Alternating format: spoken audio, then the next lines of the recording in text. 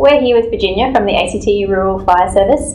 We're going to be talking about preparing your rural property for bushfires. So Virginia, what makes preparing a rural property different than an urban property? Well, our rural properties are a lot further away from our emergency services, so getting to them is obviously it takes a lot more time. They actually have larger acreage, so they've got a lot of land to look after. They've got also lots of alternative things, not just the family unit to look after and plan for when it comes to bushfire. They've got to look after their stock, whether it be crops, whether it be things like agistment property, where we've got horse owners coming down onto their property during times of bad bushfire days, and they've also got probably more problems with accessibility to the internet and mobile services as well. So, and so with that in mind, then they'd be impacted quite differently when a bushfire comes along. That's right. Yeah. This is their livelihood. Yeah. It's not just their family family home. It's their livelihood. So they've got stock to manage and to worry about, and even just getting children and people to safety can be a lot more challenging for rural properties. So your response would be so much more different. That's right. And so they're planning for their bushfire and how they're going to deal with that, whether they're going to leave early and get the kids out of harm's way. That all has to be done well ahead of time. Okay. So with that in mind, what services are there available to help rural properties?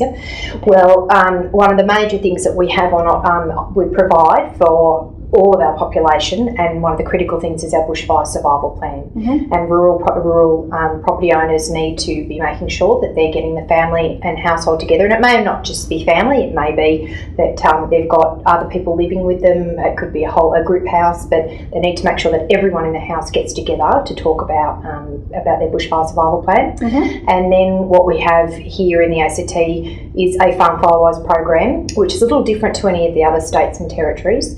Here we actually have a smaller population of rural landholders, and we have rural liaison officers who actually go out and visit or have the capacity to go out and visit each and every rural landowner here in the ACT to actually almost tailor-make their bushfire plan. So assist them in doing their bushfire plans, and also almost tailor-make it to really the industry that they have, as well as their own property. Okay, so can you walk us through how that assessment takes place?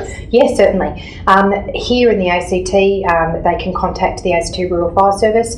We have our Farm Firewise officers.